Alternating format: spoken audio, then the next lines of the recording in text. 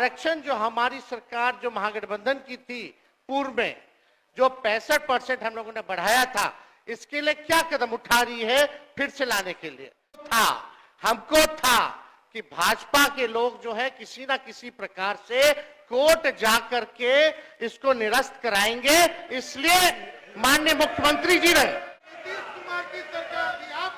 महागठबंधन की सरकार, जैसे आप है ना, जैसे आप हैं, अभी किसकी सरकार है? भाजपा की सरकार नहीं है क्या? बोलिए, भाजपा की सरकार नहीं है क्या? बोलिए, किसी भी पार्टी के बारे में इस तरह का बयान के पद पर बैठे संविधान के दिल में शोभा नहीं देता है। समय व्यर्थ नहीं करेंगे, और भी कार्यक्रम हैं सदन में, और भी बिजनेस है।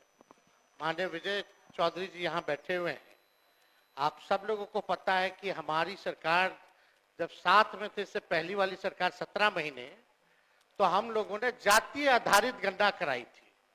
और जातीय आधारित गणना इसलिए कराई थी क्योंकि राज्य सरकार जो है सेंसस नहीं करा सकती, इसलिए हम लोगों ने सर्वे कराया था।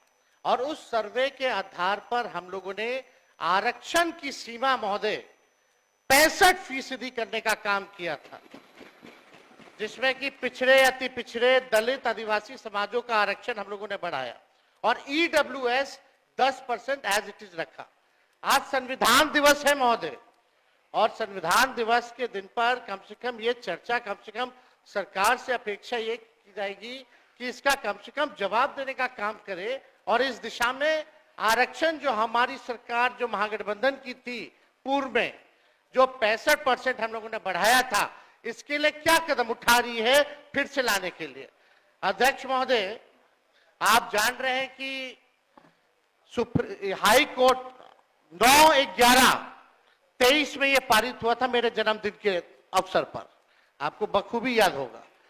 और ये 20/6/24 को जो है मना कर दिया गया हाईकोर्ट द्वारा, और ये दिया गया कि इसका जो है प्रॉपर स्टडी जो है नहीं हो पाया है, इसको देखते हुए इसको निरस्त कर दिया गया।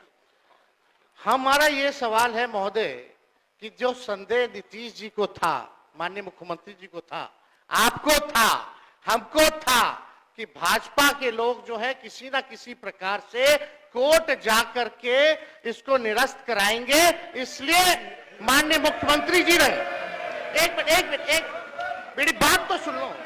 अरे बात है, एक चीज जानकारी देना चाहिए अध्यक्ष महोदय, पहले हम बोल लेंगे, फिर बोलिएगा, आप बोलिएगा, मेरा बात खत्म हो जाने दो, फिर आप बोलना। पहले तो आपकी सरकार नहीं थी, पहला जानकारी दो। अरे नीतीश कुमार की सरकार थी, आप कौन थे? महागठबंधन की सरकार, जैसे आप है ना, जैसे आप हैं, अभी किसकी सरकार है? भाजपा की सरकार नहीं है क्या? बोलिए, भाजपा की सरकार नहीं है क्या? बोलिए, बिना आधार और प्रमाणिकता के किसी भी पार्टी के बारे में इस तरह का बयान के पद पर बैठे संविधान के दिल में शोभा नहीं देता है।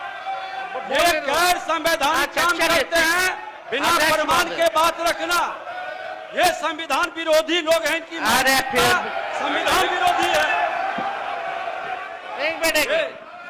अध्यक्ष, संविधान विरोधी लोग संवैधानिक संस्था का अपमान कर रहे हैं। फिर बोलिएगा, बैठ जाइए, बैठिए, बैठिए, एक मिनट बैठने दीजिए, बैठिए ना, बैठिए, बोलिए, बैठ जाइए, आप ही बैठ जाइए, आप ही बैठ जाइए। देखिए, लेकिन माननीय मुख्यमंत्री जी के कहने, एक मिनट, आज ही मैंने आग्रह किया है, कल भी मैंने कहा था ये बात, संसदीय लोकतंत्र में हम अगर बेहतर ढंग से अपनी बात रखेंगे, मुझे भी उस जगह पर रहने का अवसर मिला है, और मैं समझता हूं कि बेहतर ढंग से बात रखेंगे तो बात में वजन भी आता है।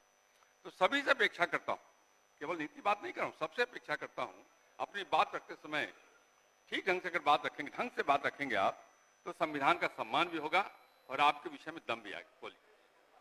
महोदय, समय देश के लिए हम आभारी हैं और हम लोग भी सहयोग कर रहे हैं, लेकिन माननीय मुख्यमंत्री जी जब हम लोगों ने पारित किया 9/11/2023 में, तो एक तय हुआ हमारे मंत्रिमंडल द्वारा कैबिनेट में माननीय मुख्यमंत्री जी के आदेश पे कि डर है कि कहीं ये कानून जो हम लोगों ने आरक्षण का लाया ही खत्म ना हो जाए, इसके लिए आप सब लोग मिलकर के प्रेस कॉन्फ्रेंस कर लीजिए।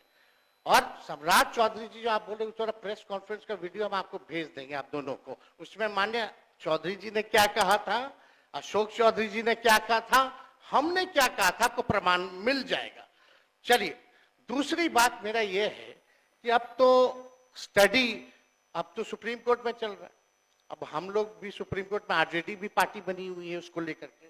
अब मेरा सवाल ये है कि जो बहालियां हो रही है, जो आरक्षित वर्ग है, उसको नुकसान हो रहा है कि नहीं हो रहा? 16% हो रहा है ना।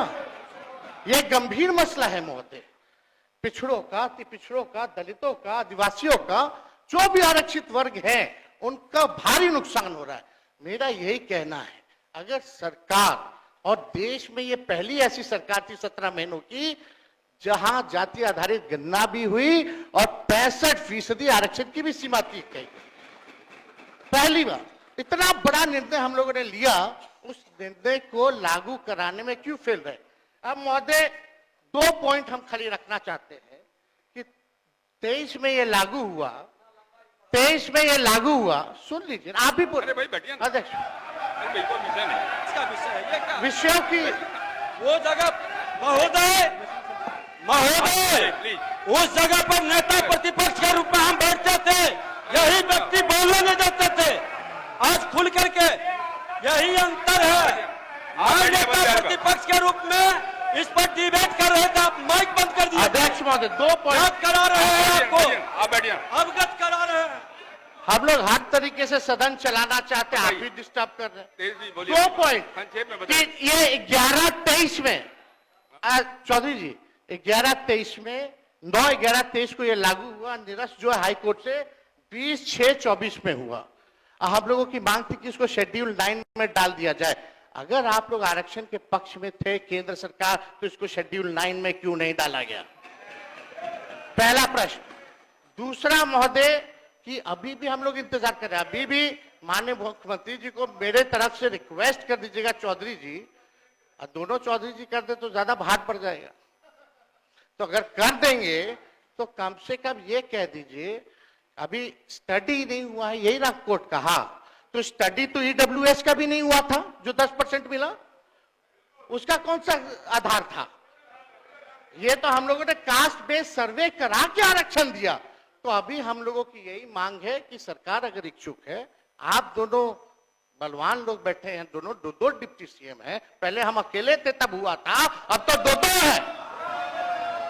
तो महोदय यही हमारा मांग है, खाली मांग सुन लिया जाए, मांग सुन लिया जाए कि इसमें अभी भी स्टडी के लिए एक असेंबली की कमेटी बना दीजिए, एक असेंबली की कमेटी बना दीजिए जो स्टडी कर ले। और अरे भाई आप बैठिए ना प्लीज। अरे सुन लीजिए ना, क्या व्यवहार है? आप डिप्टी सीएम है यार, डिप्टी सीएम जैसा बर्ताव कीजिए। नहीं बोलने का मौका देते थे, नहीं सभा देता था। मांग ही नहीं। अरे संवैधानिक पद का हमारी ये मांग है, संविधान की बात स्टडी के लिए महोदय न्याय की बात एक कमेटी विधानसभा की बना दे सरकार, और चाहिए उनको 4 दिन का ये जो 5 दिन का सत्र है, इसको 1-2 दिन और बढ़ा दे, और कैबिनेट से जो संशोधन करना है कम से कम 65% नहीं 85% कर दीजिए। आप 10% और बढ़ा करके बिल ले आइए, हम लोग सब लोग मिलकर के पास करने का काम करेंगे, यही मांग है। माननीय मंत्री संसदीय कार्य।